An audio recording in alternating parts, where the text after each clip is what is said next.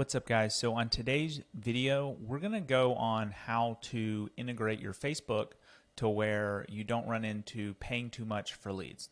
Obviously, with the new FCC stuff, we're probably going to have to start self-generating our leads more.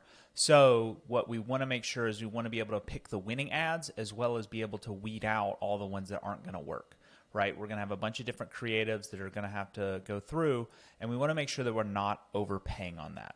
And then also in this video, I'm going to go through how I set up my Facebook in order to differentiate and run different ad variants so that you can try a lot of things but not get confused. So what we're going to do, first thing you're going to need, you are going to need a Facebook ad manager account. That's very easy to do. If you want a video on me setting that up, just let me know in the comments. I'm more than happy to do that. So if we're in ads manager right now, so this is how I'm going to structure everything. So for this, what we're going to do is we're going to have 4 steps. It's going to be your company. So for me, it's going to be insurance systems. You're probably going to do whatever your Facebook page is. Okay. The dash, and then I'm going to have 3 different forms on here. Okay. What that's going to be is if I'm going to run a direct message campaign, an instant form, or if I want to take them off and do a landing page, have their own intricacies. If you do want a video on that, just let me know and I'll put one together for you. So what we want to do, we want to differentiate all these, so then all our ad sets on that particular type of ad are all going to be in one spot. So if we do need to go double check things, we can click on it and figure it out. So if we're running a direct message campaign, we don't have to dig through and find that ad. We click direct message and it's going to bring us to the right spot on our direct message ad creative and everything like that. Same thing with instant form, and then if we do decide to use a landing page. Okay, once we click on that, and so the next part we're going to do, it's the same 2, and then the next one is going to be our target audience. So like if we're targeting everyone, if we're targeting truck drivers, veterans, anything like that, depending on what type of insurance lead you are running, you're just going to put your targeting on there. So then you can run the same ads with different targeting. Let's say you have an ad that's really a winner. You're going to take that and then you're going to have that targeting, and you can change that targeting to see if it does better on a different market. So what we want is our name, what type of campaign, who we're targeting.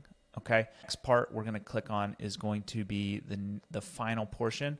So on this one, if we have insurance systems, direct message, let's just say for this scenario, we're targeting everyone. And then we have an ad creative. It's like a sad family. Okay. So what we're able to do is you're going to name each one of your ads. So then you're going to be able to determine which ad is going to be a winner. Okay.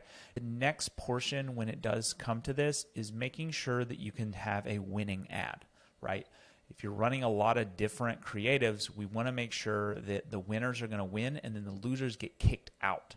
Because the problem is if you have a bad ad and you're not making an ROI on it, we don't want that ad to continue running. We want to go ahead and just kick it out of the system and turn it off. Okay. I'm going to show you how to set up an automation in order to kick those ads and turn them off if the cost per click, cost per result, goes over a certain threshold. So depending on what type of lead you're working, those are going to be more. So that's more to your discretion on what you want to do. But what you're going to be able to do is, let's say if your ad cost goes above $10, it's going to turn off that ad. So you can test a bunch of creatives, and then the ones that aren't going to win, those are just going to automatically turn off their ad spend. So you're not going to be stuck wasting a lot of money and flushing it down the toilet on an ad set that's not going to work. Okay, let me show you how you do that. So if you go over inside, let me move this.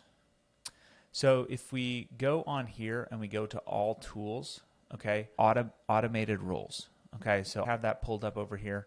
So our automated rules, let's say we want to create a rule. So if we're running an ad set, if our cost per acquisition, so cost per result is greater than dollars, you're going to have your lifetime impression. So what is going to be your stop off? So if 8,000 people see this ad and it goes above $10 per that 8,000, then it's immediately just going to turn off that ad. It's going to say this is not going to be an ad that's going to work.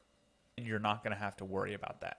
while you can change this however you want, you'll get your impressions and then your cost per result based on what type of lead you are running. So if you're running final expense, you probably want the lead a little cheaper.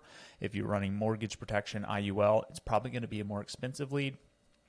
But we want to be able to turn that off in the event we do have an ad that's not a winner, right? We want to flush that down the toilet. So what we're going to do, you can name your rule, apply it to all active, or you can just say all active ads. What we want is ads, because remember, we set it up to where we know which different ads it is. Our ad sets is going to be our target audience, and then our ads are going to be there. So ads, and then on this one, turn off ads. So if that ad is not performing, it will automatically turn that off. So you stop spending money there, and then you can divert those funds somewhere else. Then the next part, you're going to have your time range. So what you want to do is, let's say you want to give an ad, right? If the ad has not performed for 2 days, it's going to turn off, or 7 days, however you want to do that. But what that's going to do, it's going to give you a threshold for that to stop. So then you're not messing around and just throwing money at something that's not going to work. So I like 2 days just because with stuff, it does change. So if for 2 days it's kind of going down, it's going to turn it off, and then I can go check the ads manager. And if I need to change something on that or whatever I need to do, I'll just go ahead and do that in ads manager. And on that, we want it to run continuously. So every time that ad is running, we always have that automation going, just because if something goes haywire, we do not want to just sit there and flush money down the toilet. That's how you're going to set that up. Let me know if you guys have any questions about that. I know this was kind of a shorter video. Unfortunately, I've made this mistake a lot, and I just found out about this one. We have to be able to turn off those ads, because as we start running more and more creatives to try and self-generate those ads, we want something that's going to be a fail-safe for us. So in the event, if we do have an ad that's not going to perform well, we'll be able to just turn that off. So hope you like this video today, guys. Let me in the comments what you guys think. Did you already know about it?